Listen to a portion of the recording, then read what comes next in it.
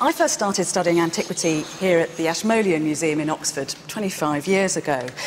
This is the oldest public museum in the world, so it seemed like the perfect place to try to piece together the story of mankind. Back then it was much dustier and more down at heel, but now it's had this amazing £61 million refit. It doesn't just house objects of beauty, it's an object of beauty in itself. Then when I was studying, one of the things that I was taught was that the ancient world ended in around about 390 AD, basically with the outlawing of paganism, and then, magically, modern history was born. Our first film explores a city that sits right on the cusp of that epoch-forming moment, the city of Alexandria. Alexandria was built on a dream, the idea that all knowledge could be stored in one place and the caretakers of that knowledge would have extraordinary power. The dreamer was Alexander the Great, and he physically laid out the footprint of the city by scattering barley flour in the sand. The men that came after him then invited in the greatest architects and engineers from the known world to make his vision flesh. Alexandria was a buzzing place. It was heaving with philosophers and scientists, with high priests and power brokers. And there's one person who sits right at the heart of that story. She's an unsung hero, or rather a heroine. This is somebody who should be a household name, and yet somehow she's been relegated to the footnotes of history. She's a scientist and a philosopher, a woman called Hypatia. And since I'm a fan of women, I'm going to give her an airing. So although it might seem rather perverse in a season that ranges right across the ancient world, we are going to begin at the end. It's the dog days of the 4th century AD, and the glories of the ancient world are about to come tumbling down in a tumult of prejudice and power grab, religious martyrdom and fire. Welcome to the beginning of the modern world.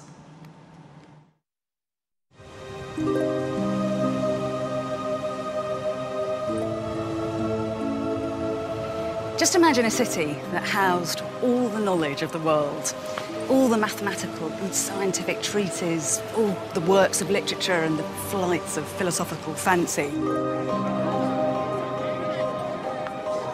A place where writers and artists and scientists met to debate and to pioneer thought. Just think of what ideas and inventions that city would produce, what power its knowledge would bring to its rulers. Just think of what would happen if that wealth of knowledge was destroyed, burnt to the ground or scattered to the winds. A terrible moment when civilization itself was stopped in its tracks. This sounds like some kind of science fiction fantasy, but this was a reality, and this was the real place where it happened. A city where its secrets are hidden beneath the sea and beneath its streets. This is the city of Alexandria, and this is its extraordinary story.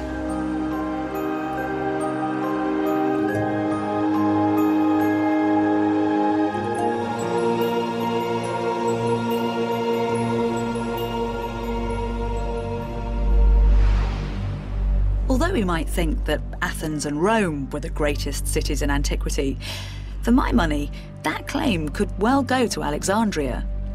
For over 2,300 years, the city has occupied a key junction between the Eastern and Western worlds.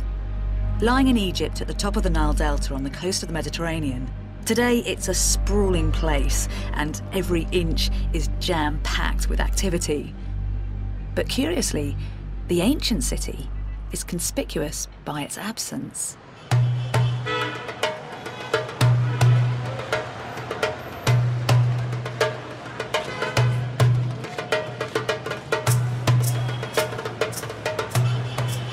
The modern city here really buzzes with life, but it can be a bit hard to get a handle on ancient Alexandria.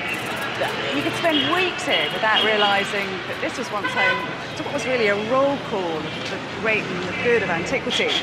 Because it was here that Alexander the Great was buried. It was here that Cleopatra seduced Mark Antony and Caesar. and this was the home to one of the 7 wonders of the ancient world. Piecing together the scattered jigsaw puzzle, I'm going to explore the incredible story of this extraordinary city, where the Pharos lighthouse shone its beacon out over spectacular theatres, temples and colonnades. Monuments as grand as anywhere in the ancient world. It's colossal. You see the human scale. It's more than 13 meters high. Which combined the best of Greek, Roman and Egyptian design to create a dynamic hybrid culture. We're mixing and matching. We're being purely Alexandrian. We're taking what we want, sticking it together. We're open to everything. And most importantly, where intellectual advances, new philosophies, new sciences were a driving force of the city. And that's what makes this place so special. Although Alexandria was immensely wealthy, it didn't just sponsor grand monuments. It put an absolute value on wisdom. Because wisdom meant power, and it was Alexandria's ultimate ambition to become the most powerful city on earth by capturing all the world's knowledge within its walls. An ambition which stemmed from its very beginnings and the vision of its founder.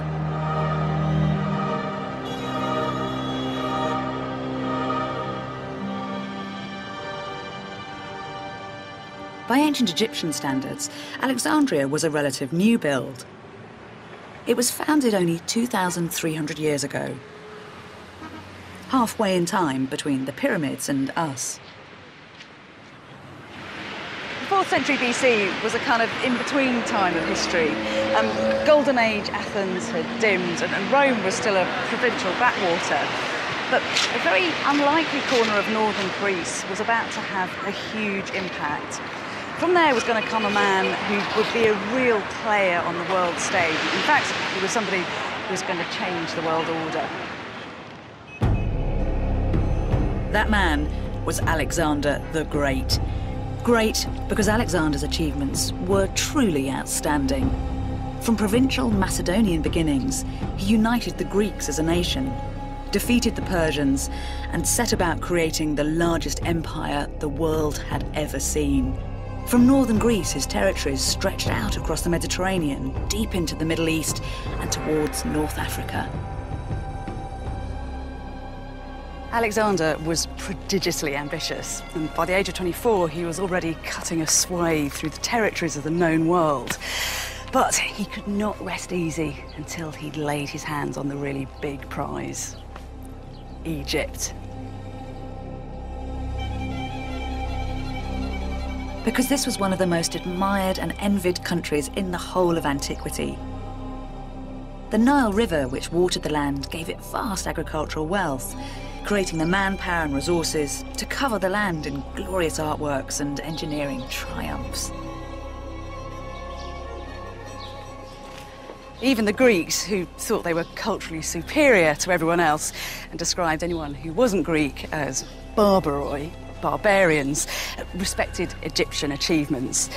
The Greek father of history, Herodotus, said that nowhere else in the world were there more marvellous things, more works of unspeakable greatness.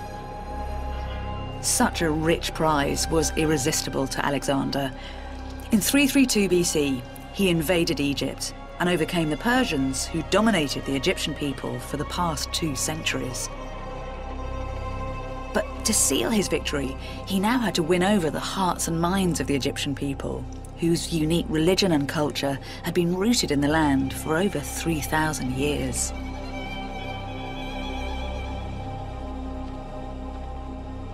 By the time Alexander arrived in Egypt, this pyramid was over 2,300 years old. But the locals here didn't think of it as some kind of antique curiosity. Because this is where a god king had been buried, the Egyptians believed that it pulsated with a sort of sacred power.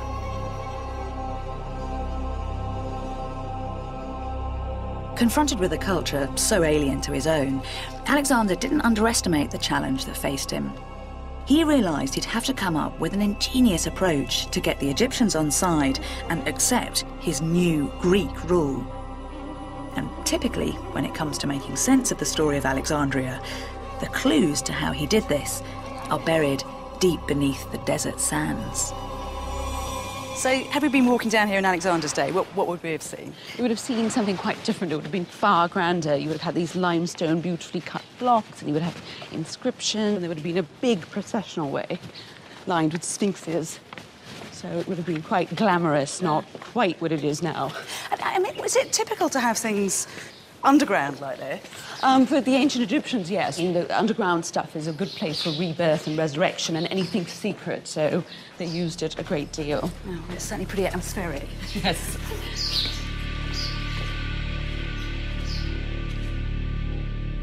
And that's what Alexander had to get to grips with. A culture which not only believed in life on Earth, but which was obsessed with life after death.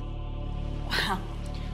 Wow, because I knew there was a sarcophagus down here. I had no idea it was this size. It is absolutely enormous. It's sort of 3 meters by 5 meters, and it weighs more than 60 tons, and it's made of absolutely solid granite. Oh, it's got glyphs on it?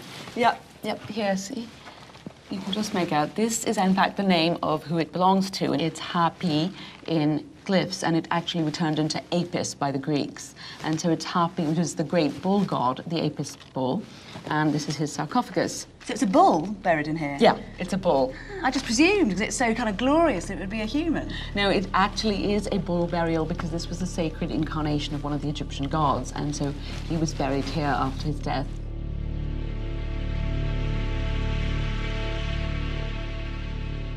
And here it says, Apis, beloved son of Osiris, may he be given life, eternity, and prosperity, and so on. And here's his name one more time, so you really knew to whom it belonged.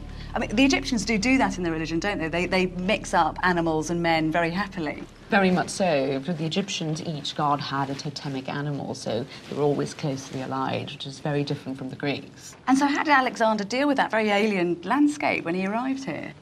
Alexander was brilliant. I mean, he, instead of coming in and saying, oh, you all are fools, he instead said, I am part of this whole thing. And he came and he made offerings to the Apis. He gave money and lands to the temples. The Egyptians thought, wow, one of us, we love him. And then, in a just brilliant move, he also visited a temple where he was hailed as the son of the chief Egyptian god. So he was supposed to be the divine ruler on earth, which fits in with the Egyptian belief system that their pharaoh is divinely born and a god on earth.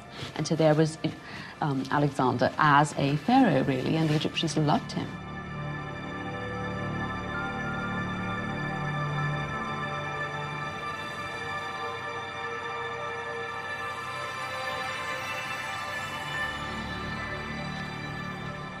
Alexander was canny. By choosing to embrace Egyptian customs rather than just stomp on them, he managed to effect a very sympathetic kind of regime change. The Egyptian people didn't think of him as one of them, but one of us. You know, he had done remarkably well. He'd realised his grand Egyptian dream, and now he was being celebrated here, not just as a conqueror or a king, but as a true living god.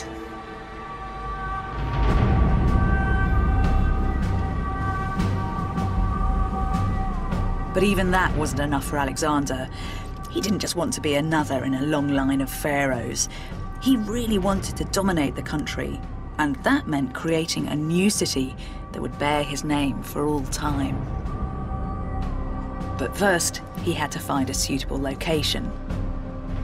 The ancient Egyptians had always looked inwards, their key cities centering on the Nile. But in this, Alexander differed. He also wanted his new city to look back towards his Greek homeland and outwards towards his new empire. And it was said that he had a very illustrious figure to guide him on his way. The ancient author Plutarch tells us that Alexander was drawn to this very spot, a place called Pharos, by a prophetic dream. Then in the night, as Alexander lay asleep, he saw a wonderful vision. A venerable man with shaggy hair and a beard appeared to stand by his side and recite these verses. Now, there is an island in the much dashing sea in front of Egypt. Pharos is what men call it. Alexander believed that the mysterious visitor was none other than Homer himself, the great epic bard. And as well as being a hard-nosed politician, he was an incurable romantic. And so he took his advice, and this is where he came to found his city. But the barren stretch of coastline Alexander encountered couldn't be more different from today's hectic metropolis. When Alexander got here, Pharos was still just an island. There was a tiny little settlement here, and the coastline of Egypt was very jagged, which meant it was very difficult for boats to land. But Alexander had a grand plan to link Pharos to the mainland.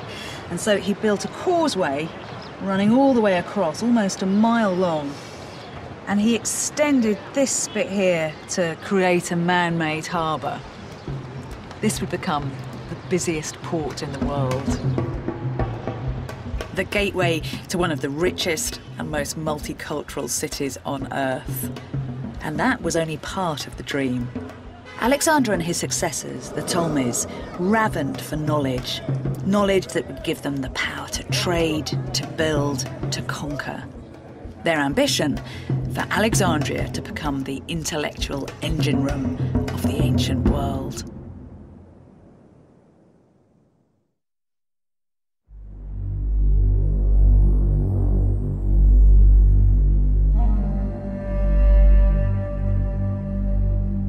Ancient Egypt, land of the mighty pharaohs, living god-kings whose people built fantastic monuments in their honour.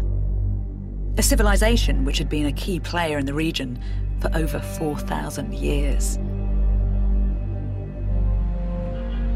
In the 4th century BC, the Greek Alexander the Great conquered this land, winning over the Egyptian people and making it his own, creating a new city in his name, Alexandria.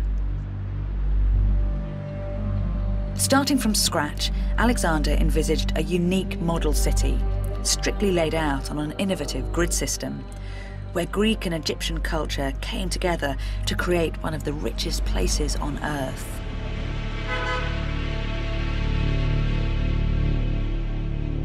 Today, so little is left above ground. To get a sense of the ancient city, you have to descend deep beneath the modern metropolis into a city of the dead.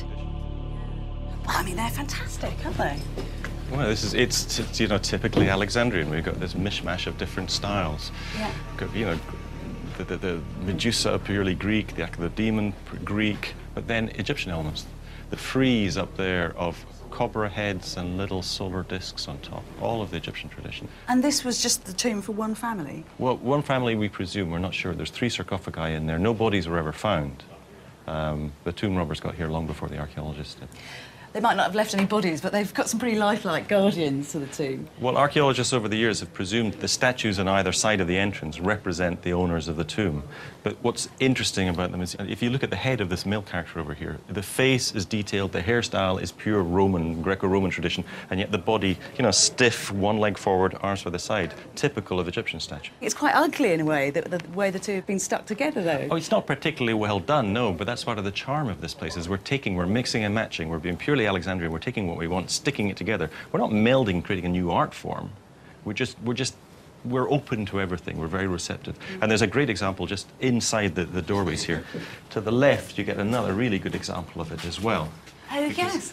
Because this is the Anubis figure. Yeah. Anubis was the Egyptian god of embalming, the dog-headed figure. But look how he's dressed. He's dressed as a Roman soldier, but with his Egyptian head, guarding whoever's buried within this tomb. It is, it's fantastic. It's just like top and tails, isn't it? Because you said he's got a very Egyptian head and then this kind of Roman body, this little Roman skirt. Yeah, let's mix and match. Yeah. I mean, the only thing I think, though, is that throughout the ancient world, you do get this exchange of cultures. You know, in classical Athens, you've got Eastern cults, and the Romans are very good at taking on the East as well. So why is Alexandria particularly good at it? I think because Alexandria was a new town, and it had to create its own legitimacy. It was a new town on a very, very ancient land, which had a certain weight within the ancient world as well. I mean, Egypt, the Greeks were in awe of Egypt. So there was all this sort of cultural baggage here already. But they also brought with them their notions of Hellenic culture, of Greek culture. And by doing that, it draped itself in the mantle of Egypt, but at the same time brought with it its Greek notions. It was also an extremely wealthy town, and it's a port town, and they're always open to influences.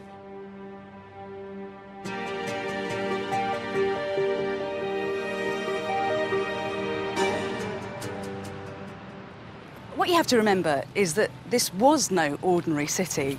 It hadn't grown up organically out of the Bronze Age or the Classical Age like so many of the great cities of antiquity. This was, if you like, a kind of high-minded new town, the brainchild of a visionary and highly educated man. From the age of 13, Alexander had been taught day in, day out by the great philosopher Aristotle, and a spirit of inquiry was imbued in every cell of his body. And when he founded Alexandria, he passed that spirit on into the very DNA of the city. This was a place where knowledge was as valuable a currency as grain or gold.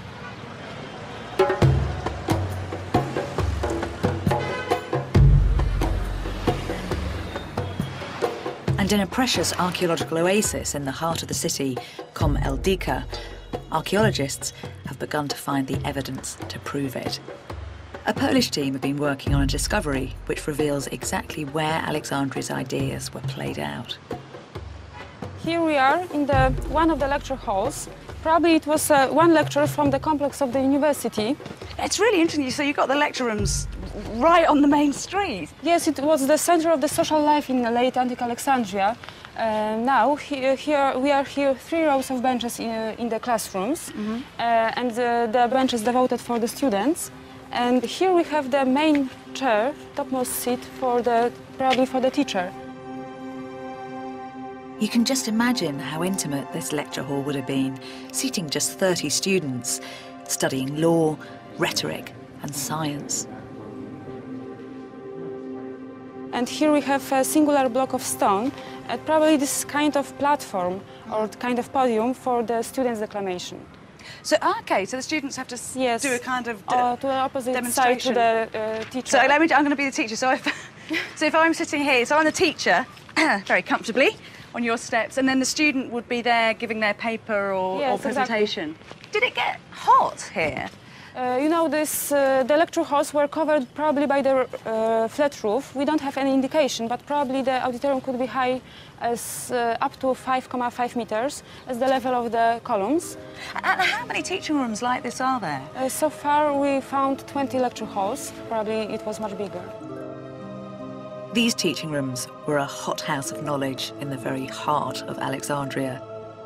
This was in no way a city of ivory towers. It was buzzing with provocative and cutting-edge ideas. Its rulers had wanted to acquire the intellectual tools to unlock the mysteries of the universe, to allow them to rule the world. It was where the mathematician Eratosthenes proved that the Earth was round and accurately measured its circumference. Where 1,000 years ahead of his time, Aristarchus suggested that the Earth moved around the sun, and where the greatest minds and most extraordinary thinkers began to map their way through the stars. Now, I've got to confess that Alexandria has got a particular allure for me for one reason. It's a rather wonderful and mysterious woman called Hypatia. Now, Hypatia ran her own philosophy school here, and by all accounts, she was quite extraordinary. Hypatia was born in around 350 AD, and the very fact she was a woman in a world dominated by men makes her achievements doubly exceptional. For over 40 years, she made groundbreaking advances in algebra and revolutionised astronomy. And correspondence from a fellow philosopher really sums up just how much she was valued. It's a collection of letters written to her by one of her former students called Synesius. The language used is very, very intimate, so you get a real sense of her character and just how respected she was. Synesius says, for instance, that nothing in the world is more wonderful than her, and that even in Hades, she is the only thing that he'll remember. Actually, she's been remembered by some others too. A crater on the moon's surface bears her name. A journal of philosophy is called Hypatia, and she's just been immortalised in a new film. agora.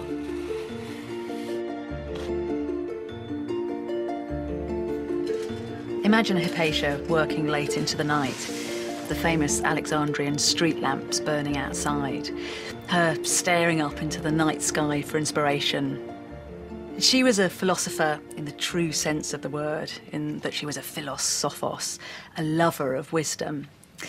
What's really interesting about Hypatia, though, as with so many of her Alexandrian colleagues, is that she didn't just deal in abstract thought, but she had a very practical application for her ideas.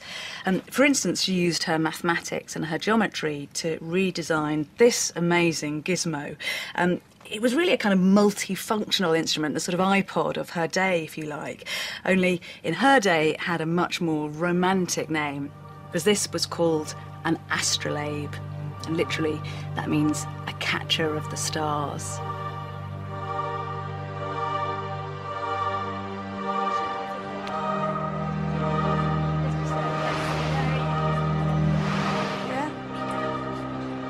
One of the things that was worked on here in Alexandria and perfected was this amazing instrument, the astrolabe. Yes. You're clutching one. Yes. What did it allow people to do? The astrolabe has many functions, telling the time of the day, telling your latitude, your altitude. It can measure the height of mountains. It can measure the width of rivers. But I'll tell you how to measure the time of the day. Okay. Now, here is the astrolabe and here is the pointer. This is what we call the pointer. We align these two holes pointing to a star, okay? When we align these two holes like this pointing, we get a reading with the pointer right here. We take this reading here, which is a letter, an Arabic letter, but for them it's a number, okay? We take this number, we turn the astrolabe, and we have this spider here. We point the pointers here to the number that we have taken from the back. And when we point it to here, we get the reading. You see that pointer here? It will point to the degrees that the sun has risen or the star has risen from the horizon, okay? 360 degrees is equal to 24 hours. So each 1 hour is 15 degrees. So if we have here number of degrees, I can know the time of the day.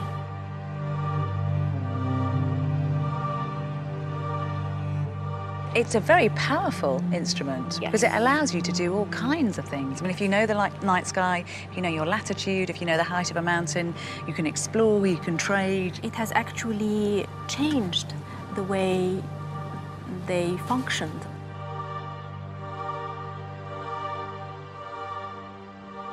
Alexandria did sponsor pure reason, pure thoughts, ideas just for ideas' sake. But it was also an immensely busy and practical place. The astrolabe, for example, was very beautiful, but when it was applied, it allowed men to trade and to travel and to conquer. The whole city was very enterprising and outward-looking, and that ethos was directly in line with the vision of its founder. Alexander had created a unique city, a central point between East and West, where the greatest thinkers not only explored pure thought, but applied their ideas to become real players on the world stage. The scale of Alexandria's intellectual ambition was immense. To house within its walls all knowledge, and with that knowledge make its rulers the most powerful people on earth.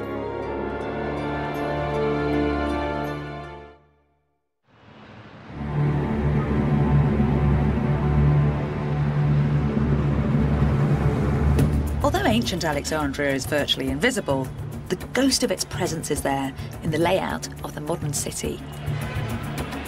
I'll tell you what is very exciting. Because the modern city is laid out on the ancient grid plan, when you walk down these streets, you are physically walking in the footsteps of Hypatia and all those other fantastic philosophers. And that feels like a very good place to be.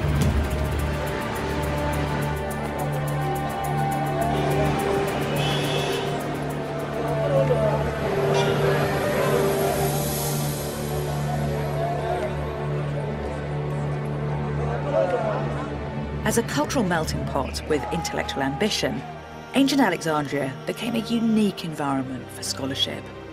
A place where the extraordinary thinker Hypatia, schooled in Greek thought, could also draw on Egyptian wisdom and Babylonian science to help her map the stars. where a wealth of traditions from around the world combined, enabling the greatest thinkers to make scientific advances achievable nowhere else, creating a new Egypt and a model for society in the future.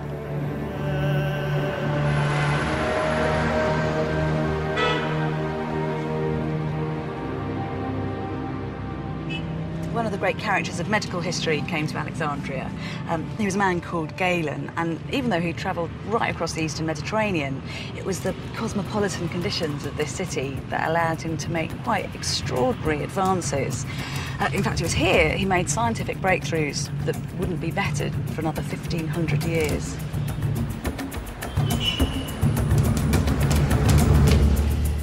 So what are these treasures that you're removing from the tubs here?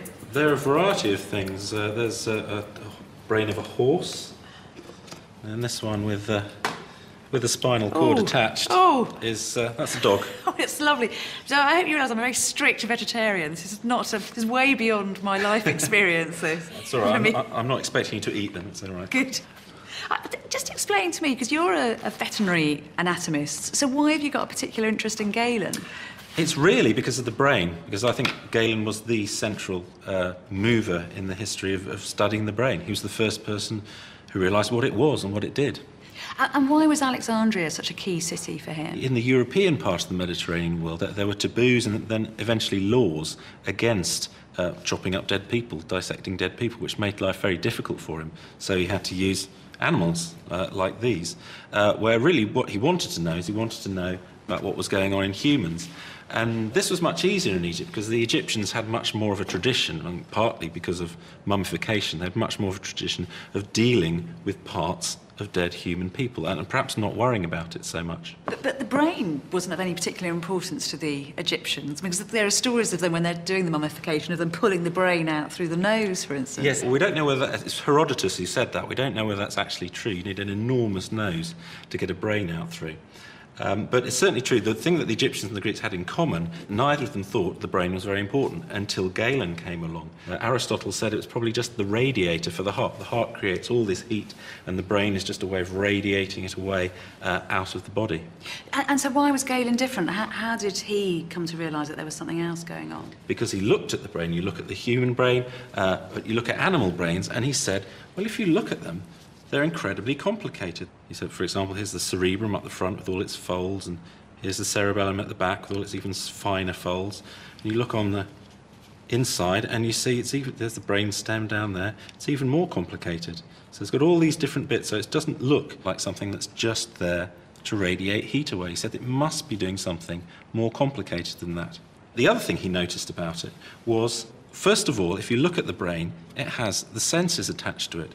If you dissect a brain, I'll get this out. This is a sheep brain with the eyes still attached. Yeah, lovely. Thank you. And that's the important thing. He said, well, the brain is connected to the special senses by these large, thick nerves. And he said that must mean something. And he had this wonderful phrase he used where he said, the brain is surrounded by the special sense organs as if they are the servants and guards of the great king. So he'd already elevated the brain to being in the position of a king in control of the special senses. I'm glad he added a bit of poetry to something fairly disgusting looking like that. And so he demonstrated that not only is the brain where all the sensory information comes in, but also he'd shown it's where all the nerves radiate out to the body to move the body. So he's really showing the brain takes the information in, processes it, puts it out again. Really, the brain is where you think, it's where you are. And really, he was the first person to show that. That is immensely important. I mean, if you prove just how powerful the brain is, that's going to revolutionise what people think about the human body and, I mean, all sorts of things, and the human soul as well. He completely changed the way we think about the body, and especially the brain.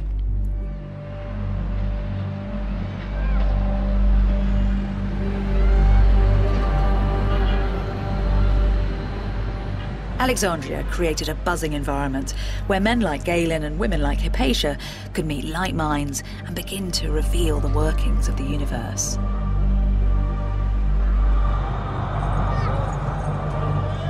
Because these thinkers weren't working in isolation, and that's possibly Alexandria's greatest achievement. It had created an environment where great minds could gather to discuss and develop their ideas, the largest store of knowledge the world had ever known.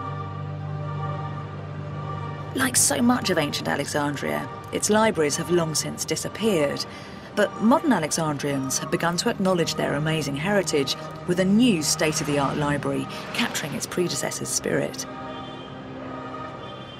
There had been collections of texts and books in other ancient cities, but the ambition of the library here was quite extraordinary. Alexandria wanted to be the repository of all knowledge on Earth, and so a copy of every single book in the world was to be stored here.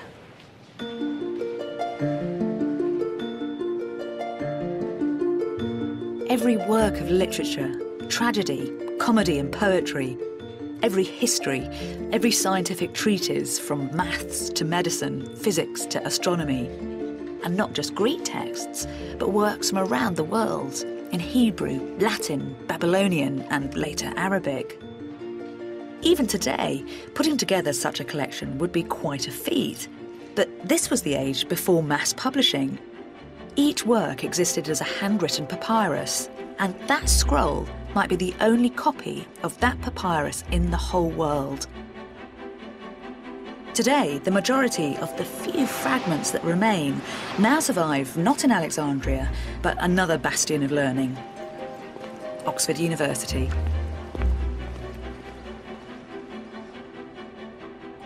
How many of these texts would there have been in the libraries? Oh, I reckoned 500,000. Everything from Homer, some of the earliest Greek papyri were texts of the Homeric poems, the Iliad and the Odyssey, to Plato, philosophy written in Greek on papyrus, to, in the later period, Arabic, and even earlier Hebrew. But the scale of ambition is extraordinary. So how, physically, how did they get the work into the city? They were sending people out to all parts of the Mediterranean. They had a list of the 9 canonical lyric poets that they wanted their works of, and they sent people to the festivals where their works had been composed, Olympia and Delphi, and they borrowed the official copy of the Athenian tragedies from the Athenians so that they could make a copy of it. Then they refused to give it back. So they were in some ways acting like antiquarian book collectors, in other ways acting like an institution building up a fundamental collection for scholars to work on. But if you've got this massive volume of work, how are they keeping tabs on it all? How are they organising it? They developed a system which was really the invention of the modern book catalogue. The Alexandrian scholar Callimachus invented the first book catalogue, which simply had an entry for author, title, genre, type of work, in this case comedy, and also the total for the number of lines at the end. Scribes were paid by the number of lines they copied. So here you can see the name of the comic poet Aristophanes. You could just about make it out. Stephanos. And in Alexandria, are they mainly copying material, or are they actually adding to it? I mean, are you getting new scholarship there as well? Absolutely. They're constantly commenting on them. This is a copy of Plato's Republic in which there's a tiny hand has been writing a marginal commentary into the margin, explaining and correcting the text. So you get the feeling of a kind of buzzing hive of readers and scholars working and operating on the text. It's so impressive, isn't it? So you've got the genius of Plato, then you've got somebody else centuries later adding their own ideas. Access to information enabled the Alexandrians to revolutionise scientific thought. But they also studied theology. It was in Alexandria that the Hebrew Bible was first translated into Greek. By understanding a wealth of cultures and beliefs, they had the power to master and control.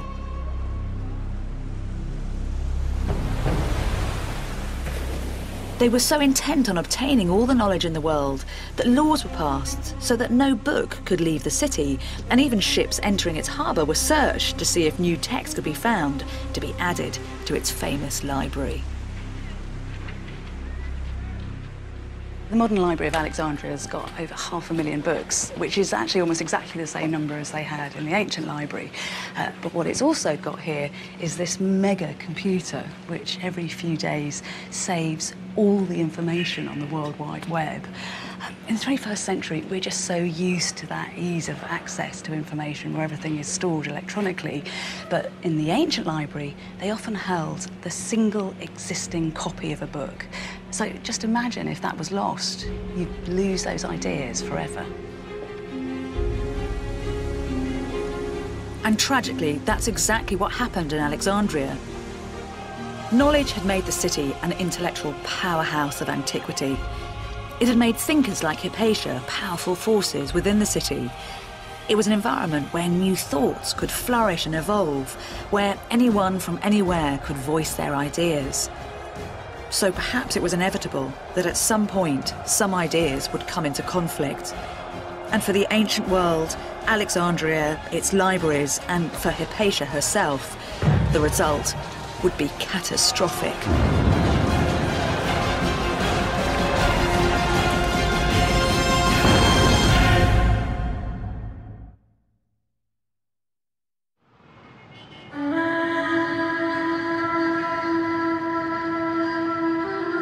By the end of the 4th century AD, Alexandria had been flourishing for nearly 700 years, producing extraordinary thinkers like the philosopher and mathematician Hypatia. It was an immensely powerful city, second only to Rome in might, yet its power wasn't built on military force, but on the strength of ideas and the ambition to house all the knowledge in the world. And that included beliefs from the latest school of thinking, the fledgling religion, Christianity. Alexandria had always attracted in cutting-edge thought and men who were at the top of their game. So it should be no surprise that from the 1st century AD, the key leaders of a new religion should want to come here to play out their ideas. Only a few years after Christ's ascension, the gospel writer Mark came to Alexandria to spread the news, bringing Christianity into Africa. As one of the most forward-thinking places on earth, with its tradition fusing Eastern and Western cultures, Alexandria was an ideal place for Christianity to gain a foothold.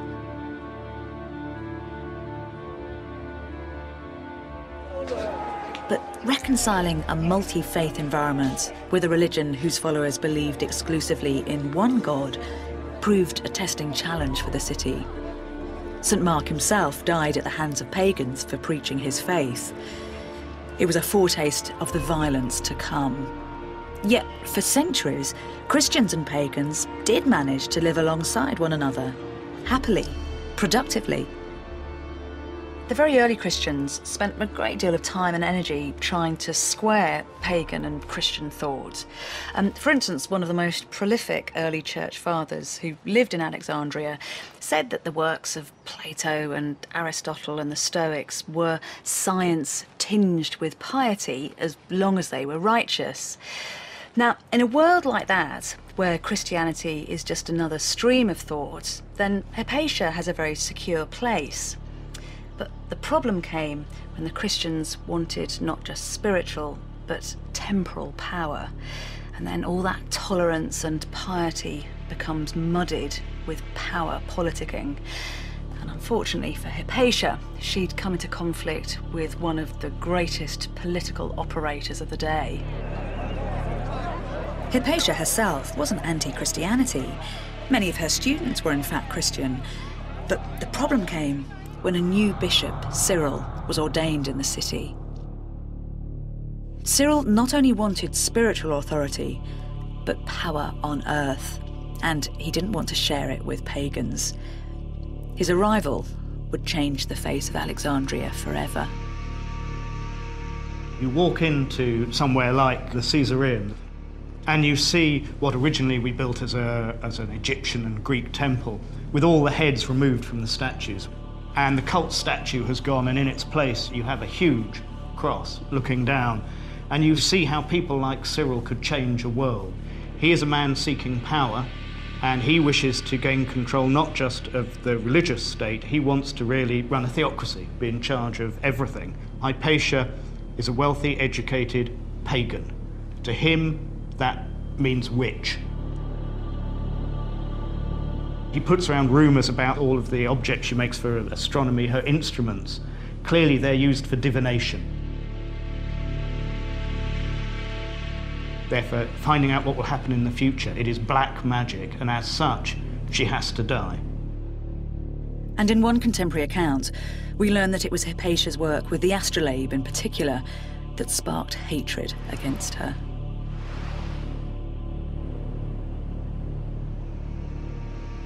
Spurred on by one of their leaders, the blood of the Christian mob was up. They started to seek Hypatia out through the city and found her driving through these streets on her way home.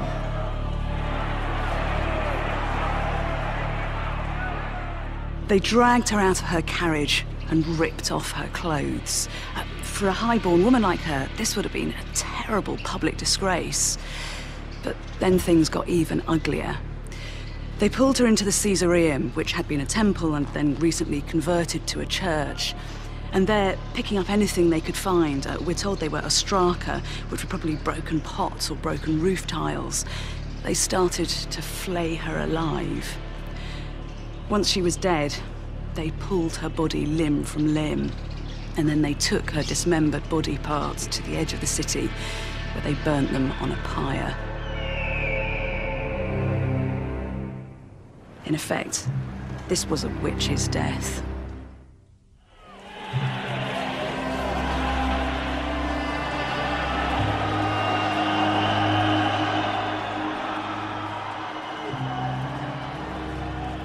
Hypatia's tragedy was the tragedy of Alexandria.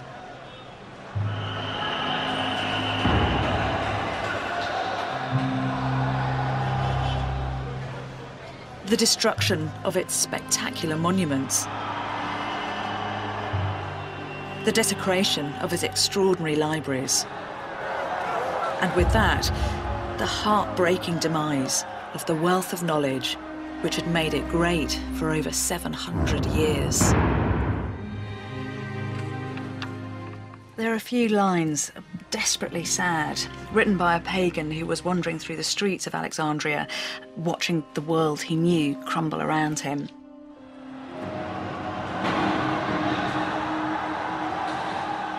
Is it true that we Greeks are really dead and only seem alive?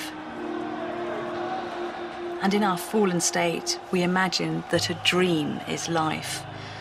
Or are we truly alive, and is life itself dead? For some, Alexander's dream was becoming a living nightmare. After centuries of onslaught, only 1% of Alexandria's vast book collection has survived into the modern world.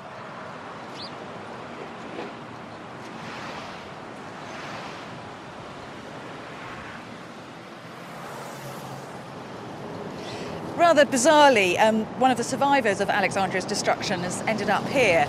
It's that massive lump of red granite, the obelisk that we very affectionately now call Cleopatra's Needle. It was brought here from Egypt in 1878, but in its heyday, it stood just at the edge of the Caesareum, so it was only a stone's throw away from where Hypatia was killed.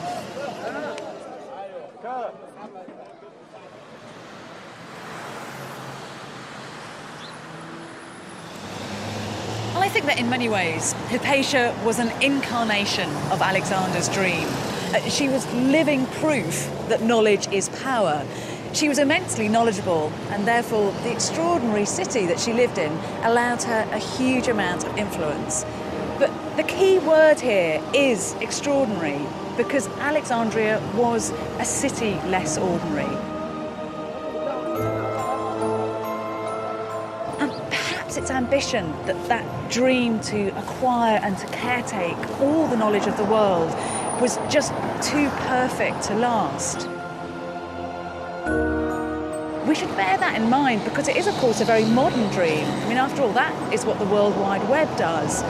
And so when we know that Alexandria failed, and as a result, a whole epoch failed, we should take a very careful note.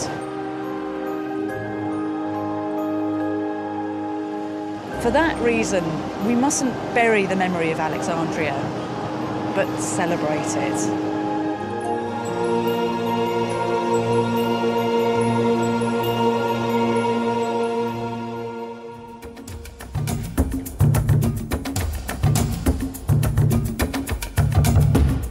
And Bettany Hughes is back at the same time next Wednesday on More 4, exploring how Egypt's two greatest pharaohs built their way to immortality. Just what drove them to construct pyramids on such a massive scale.